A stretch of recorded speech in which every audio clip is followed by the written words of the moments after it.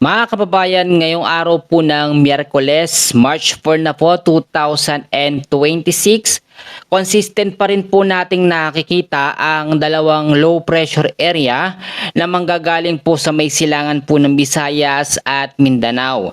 Ngayong araw din po ay aalamin natin ang iba't ibang weather system na nakakaapekto po sa ilang bahagi po ng Luzon, Visayas at Mindanao. Pero bago ho natin simulan, hihiling lamang po ako ng pabor na i-like at i-share nyo po ang ating update. Malaking bagay na po yun para sa amin. So, kamusta po? Ako po muli si Kuya Francis, ang inyo pong weather forecaster ngayong araw po ng Miyerkules.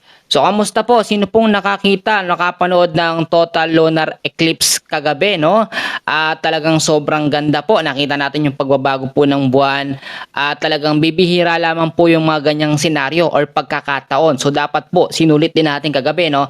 So, naisingit ko lang, tuloy-tuloy po tayo. Sa inilabas pa rin po ng Pag-asa na tropical cyclone threat potential, ay consistent pa rin po at hindi nagbabago ang dalawang low pressure area. Kahapon tinalakay po natin ito at inexplain ko po sa inyo. Ulitin ko mga kaibigan, sa tropical cyclone threat na inilabas po ng Pag-asa, dalawang LPA po na parehas po nasa low chance na category para maging isang tropical depression or mahinang bagyo. Actually, sobrang init talaga ngayon pero hindi po tayo nagiging kampante na walang LPA o posibleng mga bagyo na mabubuo sa mga susunod po ng mga linggo. Sa pagitan pa rin ng March 2 hanggang sa March 8, nung nakarang araw pa ito, nakita nyo consistent pa rin na merong LPA na mabubuo po.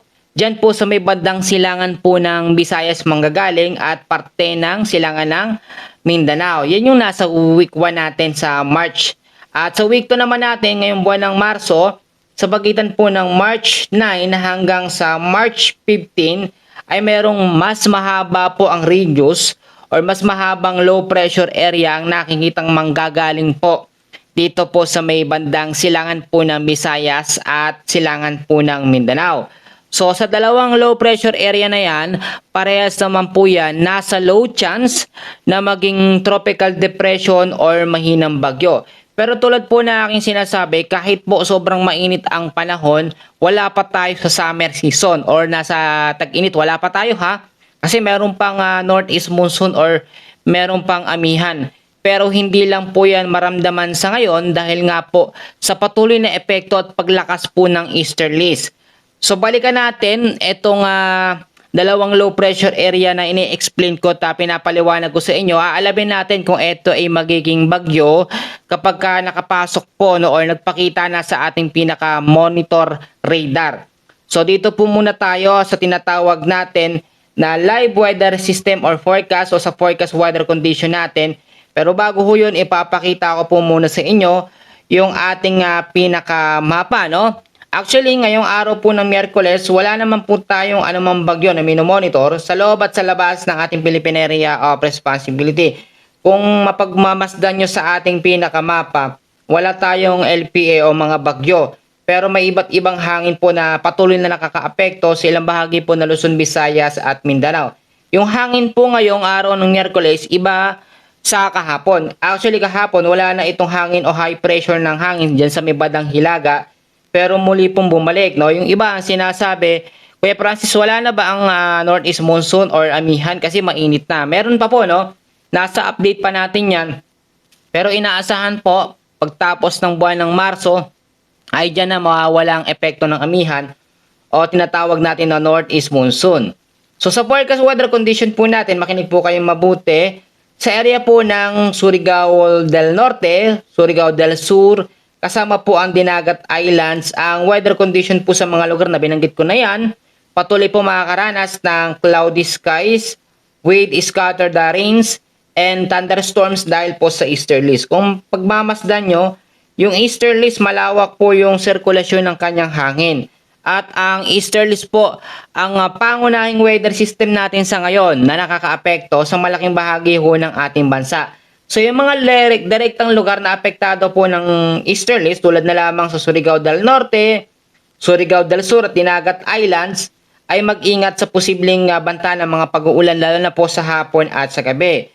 Ang kaakibat kasi ng easterlies ay yung mga localized thunderstorms na madalas ho tuwing hapon at sa bandang gabi nagpapaulan, no? Kahit yung sobrang mainit sa umaga, sa tanghali, may mga tsansa ng pag-uulan po bandang hapon. Ito naman tayo sa may bandang area po ng Batanes, kasama po ang Mabuyan Islands. Ito po, no? Ang weather condition po sa lugar na yan, partly cloudy to cloudy skies din po, with isolated light rains dahil po sa northeast monsoon. So yung iba ang akala wala na ang amihan o northeast monsoon kasi sobrang mainit or maalinsangan na ang ating nararamdaman na hangin or panahon sa ngayon. Pero nandyan pa rin ang amihan. Kahit apektado ng amihan ang Batanes at Babuyan Islands, wala na po itong significant na impact. Kung dati ang northeast monsoon ay may mga pag-uulan pa, no, nakakaranas pa ng pagbabaha sa mga direct na lugar na naapektuhan. Sa ngayon wala na ho, no. Kahit yung mga light rains, bibihira na pong mangyari. Dahil nga mas lamang na ngayon ang epekto ng easterlies dyan po sa may bandang silangan po ng ating bansa. So dito naman tayo sa parte po ng Metro Manila at nalalabing bahagi po ng ating bansa. Patuloy pong makaka-apekto o makakaranas ng partly cloudy din, cloudy skies with isolated rain showers or thunderstorms dahil pa rin sa easterlies. Ang easterlies po sa mga hindi nakakaalam, ito po yung sobrang maalinsangan na hangin na nanggagaling sa may karagatang Pasipiko. At kung mapapansin ninyo, nananatili lang naman talaga ang easterlies pero sa ngayon wala itong kasabay na ibang weather system para mag-trigger sa kanya para magpaulan. Kaya ang nagiging epekto po ng easterlies, yung sobrang mainit sa umaga sa tanghali, sa pag-evaporate ng malinsangan po na hangin sa lupa, nabubuo po yung mga pag-uulan na yan or maulap na kalangitan lalo na bandang hapon, bumubuhos yan at yun po yung tinatawag natin na mga localized thunderstorm. So may mga piling-piling lugar din na nakakaranas ng mga pag-uulan. Hindi po yun dahil sa bagyo ha, especially dito sa parte po ng Visayas at Mindanao kasi nandyan na ang pag-ikot po ng easterlies o yung malinsangan po na hangin na nanggagaling sa may karagatang Pasipiko. Ito, akala nyo, simpleng hangin lang yan. Mainit ho yan. Kaya ngayon, papasok pa lang ang summer or tag-init, pero meron nagbabantang posibleng bagyo o mga low pressure area na hahabol, no? Bago po matapos ang buwan ng Marso. Sa pagkatala po ng pag-asa, ngayong buwan po ng March, no, ay nasa isang bagyo ang posible pong mabuo. Tulad na aking sinabi, balikan natin yung ating tinatawag na tropical cyclone threat potential. Manggagaling po dito sa may bandang silangan po ng Visayas at Mindanao, yung low pressure area na mabubuo po, na posibleng mabuo simula ngayong araw na ito, no, hanggang sa March 8. So yun ho ay nasa low chance na category para maging isang ganap na bagyo. Bukod dyan, sa week 2 naman natin, ito yung isang minomonitor natin. In case yung nasa week 1, hindi po matuloy dito sa may bandang silangan po ng Visayas, sa week 2 naman, possible na ito ay matuloy. Bakit kamo? Tignan nyo po mabuti sa pagitan ng March 9 hanggang March 15, mas mahabang radius po ng low pressure area ang ating nakikita. At doon sa ating advanced weather system, no, pinakita ko sa inyo mabuti yung sirkulasyon ng hangin. Kung may nakikita kayo dito na parang sirkulasyon ng hangin, dyan, possible na manggaling ito pong mas mahabang low pressure area sa pagitan ng March 9 hanggang sa March 15. Meron ng sirkulasyon ng hangin. Ito nga, merong umiikot na dito pero hindi naman natin kinoconsider ito bilang isang low pressure area. Kahit po sobrang mainit ang panahon, sobrang maalinsangan, hindi po natin inaalis yung mga banta ng posibleng low pressure area na mabubuo, no? Kasi kahit tag-init yan, kahit sobrang mainit ang panahon, kahit summer season, may mga bagyo pa rin nabubuo. Actually, nakakadalawang bagyo pa lang tayo ngayong 2026 at sa pagkatala po ng pag-asa, isa lamang ngayong Marso. Pero sa buong taon po ng 2026, nasa 19 hanggang sa 20 na bagyo ang posible pong mabuo sa loob nating Philippine Area of Responsibility. Pero lagi kong pinapaalala, hindi lang kasi mga bagyo ang nakakaapekto po sa ating bansa. Madalas meron tayong iba't ibang mga weather system. Meron tayong tinatawag na shearline, merong northeast monsoon, merong ITCC, merong easterlies, at merong southwest monsoon or hanging habagat. Ngayon may nagtanong po sa akin, no, sabi Kuya Francis, ang pagpasok ba ng habagat kailan ba? Bakit excited po ba kayo na malaman kung kailan ang pasok ng habagat? Kasi pag nagsimula na po ang habagat season, diyan na yung mga sunod-sunod na mga low pressure area or mga bagyo na ating mararanasan kasi kaakibat yan ng easterlies, no? Ang habagat po, no, usually yan nabubuo or nagsisimula po pagdating po ng mga June hanggang sa mag-bare months. So yun na po yung tag-ulan season natin. Pero sa ngayon, wag muna nating isipin yun. Kahit po easterlies ang pinaka main weather system natin mga kaibigan, meron pa rin tayong amihan o northeast monsoon. Medyo bugso-bugso na lamang yung amihan natin sa ngayon pero hindi na ho siya talaga actually maramdaman po yung lamig niya. No? Wala na. Mahina na kasi, no? Kahit may high pressure ng hangin, yung mismong amihan na mahina na at kinakain lamang siya or sinasapawan lamang po siya ng lakas ng easterlies o yung maalinsangan po na hangin na nanggagaling po sa may karagatang Pasipiko.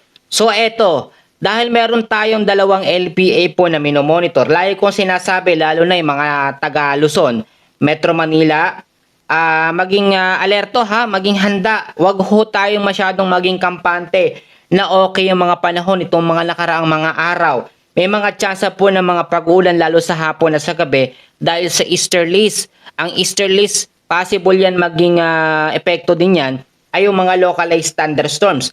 So maglinis, mag-asikaso, ng mga basura, i-segregate, wag iiwanan sa kanal, no? At manatiling updated po sa lagay ng ating panahon dito sa ating channel. Sa parte naman ng Visayas at Mindanao, dahil doon sa ating tinatawag na tropical cyclone threat potential, nakikita diyang manggagaling po, no, yung dalawang low pressure area. Pero hindi ko naman sinasabi na isa sa dalawang LPA na yan ay magiging isang bagyong Kaloy. Kahit po mabuo yung bagyong Kaloy na yan, bago matapos po ang buwan ng March, hindi naman niya nakikitaan na magiging super typhoon or typhoon category. Kung maging bagyo man yan mga kaibigan, yan ay pasok lamang sa level 1 na category, yung tinatawag po natin na tropical depression or mahinang bagyo. Nandyan kasi yung ikot ng easterlies kung mapapansin nyo, kaya dyan pumapasok o dyan nakikita sa tropical cyclone threat potential yung low pressure area na ating minomonitor. So yung iba nag-aabang sa update natin, maraming salamat po kahit matagal tayong nawala sa update, nakasubaybay pa rin po kayo sa ating YouTube channel. Sobrang salamat po, no? Yung isang paalala ko pa, ngayon ho, no, ay construction man tayo. Nako, ang dami nagpapaayos at nagpapagawa ng bahay para paghandaan yung susunod po na tag-ulan, no? Pero tag-init muna ang susunod. So patibayan ang mga bubong, ang mga halige, no? Iwasan yung mga masyadong gasto sa ibang bagay, yung bahay natin o tahanan natin. Kung ano naman, walang budget, okay lang sa ngayon, wag muna, unahin muna yung mga importanteng bagay. At eto lagi ko sinasabi, kahit wala tayong bagyo o mga low pressure areas sa ngayon, hindi pa rin tayo safe o ligtas sa banta ng mga biglaang pag-uulan. Kaya yung mga lugar po na crowded, no, yung mga low-lying areas, na lagi pong binabaha kapag may mga bagyo, yung mga basura po ang tutukan natin. Linisin natin mga kaibigan, mga kababayan ko, para in case yung mga localized thunderstorms magpaulan, lalo na sa hapon at sa gabi, hindi tayo mabubulaga sa baha. Alam nyo, minsan nakakatakot nga ganito po, no? Yung tipong sobrang init sa umaga, sa tanghali, at bandang hapon, medyo dumidilim. Usually, ganyan talaga ang nangyayari pag easterlies, no? Kasi nandyan yung hangin umiikot ho yan. Pag yan ay nagsimula na magpaulan, minsan magugulat ho kayo. Aakalain nyo parang may bagyo. So, dapat hindi natin pwedeng baliwalain lang yung easterlies kahit sinasabi ng iba, ay Kuya Francis, easterlies lang yan, mainit naman na hangin yan, wala yung kasamang ulan. So wag pong pakampante ha, lagi ko yung pinapaalala. Yung isang lagi ko sinasabing paalala, importante ho yung mga gamit natin, no, mga appliances na i-secured natin sa mga ligtas po na lugar. Hindi ko naman sinasabi na merong parating na malakas na pag-ulan, pero kailangan yung handa na tayo, no? Yung mga go bags, lahat ho yan, hindi lang sa bagyo, sa mga lindo, lahat po mga kaibigan, no? Iba't ibang mga sakuna, kailangan meron tayong ganon. At eto pa, lagi ko sinasabi na mag-stock at mag-imbak ng pagkain, importante yung kasanayan po natin, yung ganyang bagay. Bakit daw? Bakit? Wala naman kami pero Kuya Francis, bakit kailangan namin mag-stock? Isang kahit isang tuka lang. So, hindi naman kailangan marami, no? Kailangan meron kahit papaano sardinas, bigas, dahil lahat ay matagal ma-expired. Ang pinaka-pinopoint kasi natin dito, lalo na mga nakatira sa mga bundok, malalayo sa mga pamilihan, no? Mahalayo sa syudad, yun po dapat. Pero yung malapit lang sa tindahan nyo, tapat lang. Okay lang ho yun, kung as long as meron tayong pambili. At ito ho yung panghuli at lagi ko sinasabi, kinakailangan po natin na manalangin po sa ating Panginoon. So unang-una, pagising sa umaga, ano bang ginagawa natin? Yung iba hawak agad ng cellphone, no? At syempre, yung iba dapat, hindi lahat po tayo, actually lahat tayo, kinakailangan pagising sa umaga, after nyong humawak ng phone, kung nakasanayan nyo yan, manalangin ho tayo. Magpasalamat tayo sa buong araw at ipanalangin natin na wala pong malalakas na bagyo na pumasok ngayong 2026. Actually, yung iba nagbibigay ng prediction, no? Yung mga nanghuhula, no? Kilala nyo naman po siguro yon. Sinasabi na meron daw mga malalakas or mga super typhoon na papasok ngayong 2026. Pero syempre, tanging ang Panginoon lamang po ang nakakaalam sa mga posibleng pwedeng mangyari sa atin, no? Yung mga ganun po kasi na prediction o panghuhula, minsan mga kaibigan, mas maganda na handa na lamang tayo. Pero hindi ko sinasabi na tama sila at mangyayari, pero tanging Diyos lamang po ang nakakaalam. So kailangan humingi tayo ng protection, guidance po sa ating Panginoon. Ilapit natin sa panalangin lahat po ng ating mga pangailangan at gawan po natin ng kilos. Ang Panginoon po ang bahala mag-bless at magpala po sa atin. At panghuli, kinakailangan wag po tayong manangan sa ating sariling karunungan. Bagkus kinakailangan natin humingi ng wisdom and knowledge sa ating Panginoon para sa ating mga bagay na gagawin sa buong araw. At kung ikaw hindi pa nakakilala sa ating Panginoong Hesus, no, parapat lamang na alamin mo, no, na malaman mo na mahal ka ng Diyos, na ibinigay ng Diyos ang kanyang bugtong na anak na si Jesus upang tayong lahat ay maligtas sa ating mga kasalanan. Mga kaibigan, mga kababayan, summarize tayo, no? Nagbigay lamang ako ng short po na pangaral at sa salita po na ating Panginoon. Short review tayo, wala tayong bagyo ngayon, ha? Walang bagyo, wala pang low pressure area. Yung sinabi ko kanina is tropical cyclone threat potential sa week 1 at sa week 2. Pangunahing weather system po natin ay easterlies, meron din tayong northeast monsoon. So, yan po muna ang pinaka-latest na update natin. Maraming salamat po sa inyong lahat and please like and share po sa ating update. Maraming salamat at God bless po sa inyong lahat.